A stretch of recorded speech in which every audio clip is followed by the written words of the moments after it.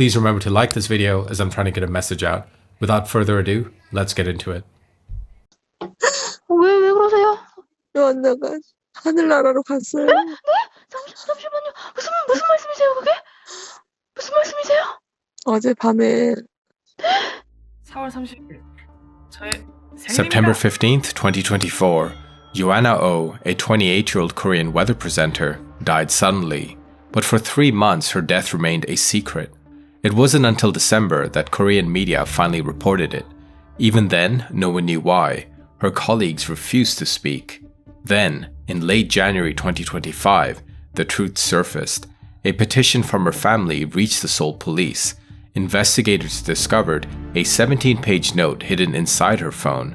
The cause of her death was no longer a mystery. Yoanna Oh was born in South Korea in 1996. She first gained recognition in 2017, winning the Hermeso Beauty Award at YJP Entertainment's 13th Open Auditions. 2 years later, she competed in the prestigious Miss Chunhyang pageant, an event dating back to 1931, earning the title of Shu, one of 6 traditional beauty rankings. By 2021, Yoanna was balancing a job at a coffee shop with running a blog, but she had bigger ambitions. She set her sights on becoming a weather anchor at MBC TV. She studied meteorology, practiced speeches in front of a mirror, and recorded her progress. After a grueling selection process, she landed the job in May 2021. She was overjoyed. Her first days were tough. Filming her sample report took multiple attempts. Frustrated but determined, she sought advice from senior colleagues and kept practicing. Within days, she improved so much that even her co-workers were impressed. She was committed.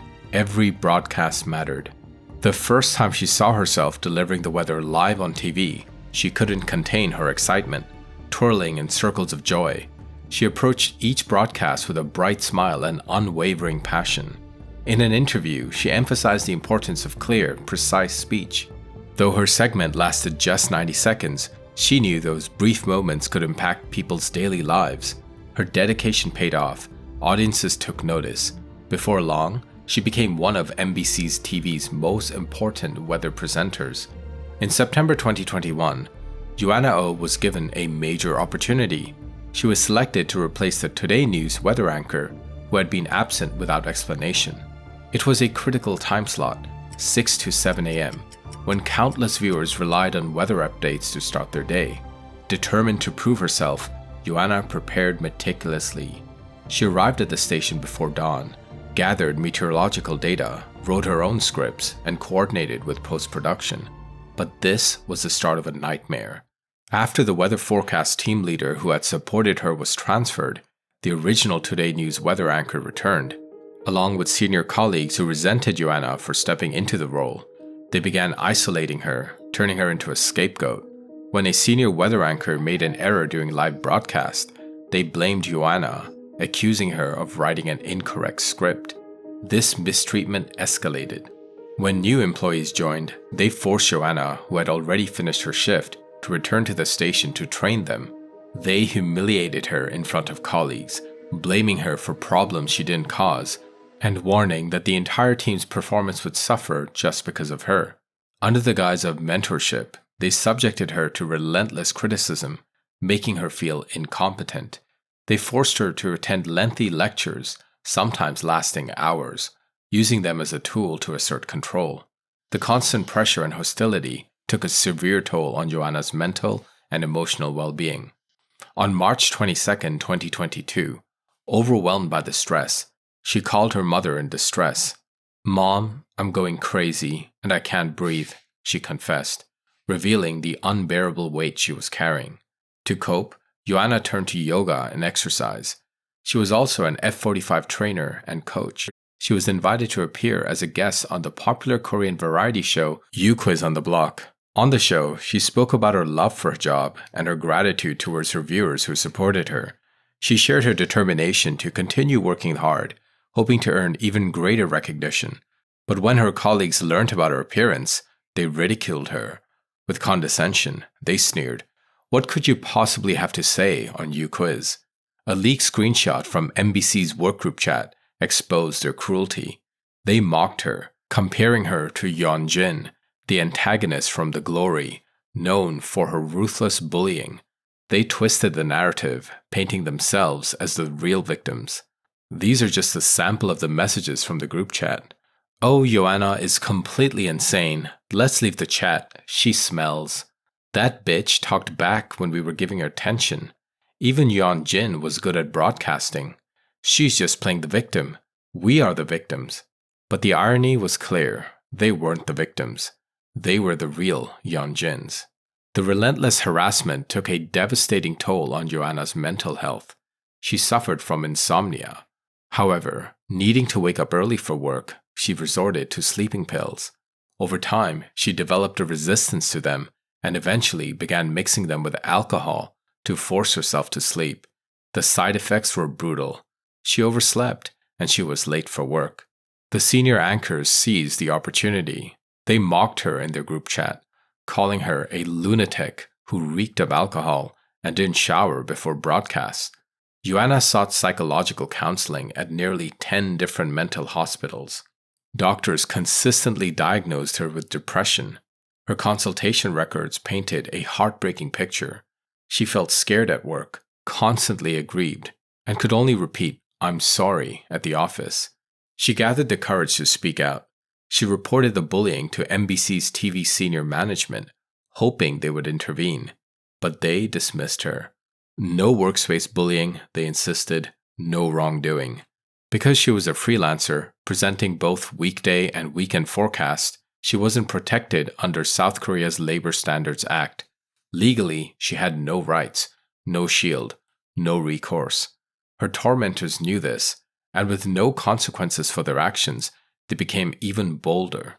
By July 2024, the weight of it all became unbearable. In her diary, Yoanna wrote about the exhaustion, the endless scolding, the feeling of hopelessness. In August, viewers noticed bandages on her wrist, silent proof of her suffering. Then, in early September, she revealed she had fallen and suffered facial fractures. Not long after, she disappeared from public view. On September 6, 2024, Yoanna attempted to take her own life by jumping off a bridge. An elderly woman saved her, but 9 days later, on September 15th, she was gone. She was just 28 years old. MBC's TV management kept her death a secret. Her family, devastated, held a private funeral. For 3 months, the public had no idea she had passed. It wasn't until December 2024 that news of her death surfaced through media reports and a petition from her family. Yet, even then, her colleagues refused to speak. Reporters sought interviews, but no one would talk.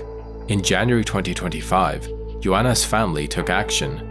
They petitioned the police, demanding an investigation into workspace bullying. They accused MBC of a cover-up. Then, the most chilling discovery of all, police found a 17-page final note on her phone, a detailed account of the torment she had endured, proof of what they had done to her.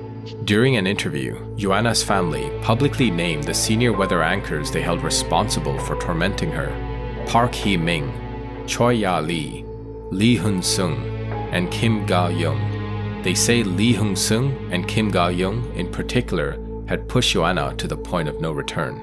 The public reacted with outrage. Viewers flooded MBC's website with protests, demanding that those involved be taken off the air. A close friend of Yoanna also spoke out, saying that without the bullying at work, Yoanna never would have suffered from depression, let alone lost her life. They emphasized that the toxic environment played a direct role in her fate. Former MBC anchors Park In-ji and Bae Sun-young also came forward with their own experiences. Park In-ji revealed that during her 7 years at the station, she had been bullied so severely that she once felt hopeless about life. She said she understood exactly what Yoanna had gone through and urged the police to take this case seriously. Bae Sun-young shared a similar experience. She had been mistreated by senior colleagues, reported it to the management, and was ignored, just like Yoanna. Eventually, she left MBC because nothing changed. On February 3, 2025, after mounting public pressure and a police investigation into Yoanna's passing, NBC senior executives finally responded.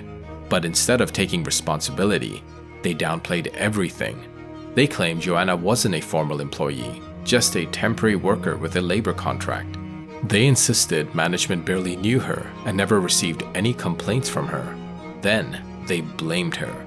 NBC executives accused Yoanna of having a bad work attitude, saying she had been late or absent more than 5 times and was already under review for termination. But with the public outraged, NBC had no choice but to cooperate with the police investigation. They also announced an internal inquiry into workspace bullying, bringing in external experts and also legal teams. It was clear they were trying to control the damage, but for many it was too little, too late. As public outrage over Yoanna's death continued to grow, Kim Ga-young was forced to suspend all her programs. Allegedly, she then cooperated fully with the police in the investigation into Yoanna's death. Oh's family filed a civil lawsuit against the 2 individuals at the Seoul Central District Court, seeking accountability for their alleged role in the bullying. But this isn't an isolated incident. Bullying is a major issue in South Korea work culture, and another case has recently come to light. On February 17, 2025, actress Kim sae-ron, 24, was found unresponsive in her apartment. She had taken her own life after years of public shaming, betrayal, and mental health struggles. In the end, she too was bullied to death. At her funeral, her father publicly shamed YouTuber Lee Jin-ho for adding to her suffering. Under pressure, Lee deleted all videos about her and denied harassing her, but the damage was done. Reports confirmed what she had always claimed: she was struggling financially and battling severe depression. Kim sae-ron was born in the year 2000 and became a household name in South Korea as a child actress. She made her debut in 2009 at just 9 years old, gaining international recognition. She starred in The Man from Nowhere with Won Bing, a major success. But behind the success, she carried a heavy burden, financially supporting her family from a young age. Growing up in the public eye wasn't easy. The entertainment industry was harsh. School was worse. Peers stole from her, harassed her, isolated her. At 13, alleged photos of her drinking and smoking surfaced online. She denied the accusations, but the backlash was severe. Public perception mattered more than the truth. As she grew older, things only got worse. In May 2022, she was arrested for DUI after crashing into a transformer, cutting power to 57 businesses. Her blood alcohol level was 0.2%, far above the legal limit of 0.08. The fallout was immediate. She was dropped from major projects, including the drama Trolley and Netflix's Bloodhounds. She apologized, quit drinking, sold her car, but her career was already in freefall. Financially, she struggled to pay back the affected businesses as part of her sentencing. She took part-time jobs, but the media was relentless. YouTuber Lee Jin-ho reported on her personal life, leaking private details. When she worked at a cafe, a friend exposed her location. Lee also made a video about it, fueling accusations that she was faking her struggles. The betrayals kept coming. Another friend sold photos of her playing Texas Hold'em, sparking outrage. People used these leaks to accuse her of lying about her financial problems, but she was indeed legitimately working these jobs to earn an honest living. On March 2023, she posted photos of herself preparing food at a kitchen. Out of nowhere, someone spread a rumor that these photos were from Mega Coffee. The rumors got so publicized that Mega Coffee itself made a statement denying she worked for them. A company rep clarified she was never an employee. The photos weren't even from their stores, though they did state a friend of hers worked there at one point. Many saw this as another reason that she is a liar and a fraudster who would stoop so low that she would make up a story about her finances. Her every move was now scrutinized, and the societal pressure wasn't letting up. These were just some of the hundreds of comments she received. She's really trying to put on a show, isn't she? Sell your house and car before saying you have financial hardship. Another comment read, "What kind of concept is this? She used like 6 lawyers, yet she says she has financial hardship." Others implied this was all a story made up by her lawyers. As usual, the internet was being very judgmental and ruthless without having all the facts. It's like they wanted her to be punished beyond what the courts had already ruled and the damage her career was suffering. And the criticisms never stopped. Lee Jin-ho accused Kim sae-ron of flaunting her success when she posted a photo, cheek to cheek, with actor Kim So-hyun. Dating rumors spread instantly. His agency denied any connection, but the truth would come out later. You see, Kim So-hyun isn't just any actor. He's one of South Korea's biggest stars, known for his roles in Moon Embracing the Sun and My Love from the Star. He became a global sensation, cementing his place as one of the most recognizable faces in the industry. Meanwhile, Kim sae-ron was desperate to escape her tarnished image. At one point, she even considered changing her name. It didn't matter. The public was relentless. Employers rejected her. She was drowning in debt, owing over $486,000 to her management company, Gold Medalist, which had covered her legal and settlement costs for the DUI case. According to her aunt, just before her death, she received a large legal notice demanding repayment. She couldn't afford it. She messaged Kim So-hyun, who was part owner of Gold Medalist, asking for help. He never replied. Her mental health spiraled. She was battling severe depression, feeling abandoned. Her social media posts turned cryptic. She even shared a haunting story from her past, how her mother once contemplated jumping off a balcony with her and her siblings. The pressure of being the family's sole provider had been suffocating, and then she was gone. Her family was devastated and furious. They went to the media. Kim sae-ron's mother accused Kim So-hyun of dating her daughter when she was a minor. She claimed that they were together for 6 years, starting when Kim sae-ron was 15 and Kim So-hyun was 27. His agency, Gold Medalist, denied it outright, insisting they had never dated. Then, the family released evidence. Photos, letters, personal exchanges. One image showed Kim So-hyun without pants in the kitchen of sae-ron's home. His agency scrambled, revising its story. Now, they claim the relationship only began after she became an adult, between 2019 and 2020. On March 14th, Kim sae-ron's mother issued a statement. She demanded a public apology from Kim So-hyun for dating her daughter as a minor, a retraction from Gold Medalist for denying the relationship and manipulating the media, recognition of Kim sae-ron as a founding member of the agency, the cancellation of $482,000 legal demand, which she said pushed her daughter into financial ruin and led to her death. Her mother's statements hold one thing clear. She holds both Kim So-hyun and Gold Medalist responsible for her daughter's death. But the agency remains silent, standing by its initial denial. Kim So-hyun's final film, Every Day We Are, is set to release later in 2025. Her tragic story has been compared to a real-life Squid Game, a brutal reflection of how society abandons those who make mistakes. Meanwhile, Kim So-hyun is facing widespread backlash, with calls for Kim's removal from television programs. 가슴살. Several brands, including CJ Foodville, Dinto, and Prada, either ended contracts with him or suspended collaborations due to the allegations. Even his upcoming show is rumored to be at risk. I just hope he doesn't become the next victim of bullying as well. But in this case, he is a co-owner of a large media firm. He can afford to be out of work and live off in peace. Why did he not help someone who confided in him is beyond me. Some people just let you down when you need them the most. Meanwhile, Lee Jin-ho, the ruthless YouTuber, seems to have returned to slandering Kim sae-ron, even after her death. As of March 20th, 2025, he released a voice recording of Kim sae-ron stating that she was married and pregnant with a man in New York, that she aborted the baby. He said he fact-checked this himself, but it's clear to me that he feels no remorse for his actions and is just milking her tragedy even more. Many in the comments slammed him, asking why he's taking advantage of someone where his actions indirectly led to her death. But let's look at these two cases as a bigger picture.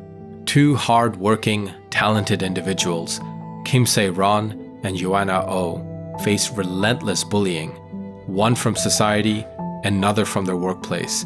When will people say enough is enough and they reject this culture?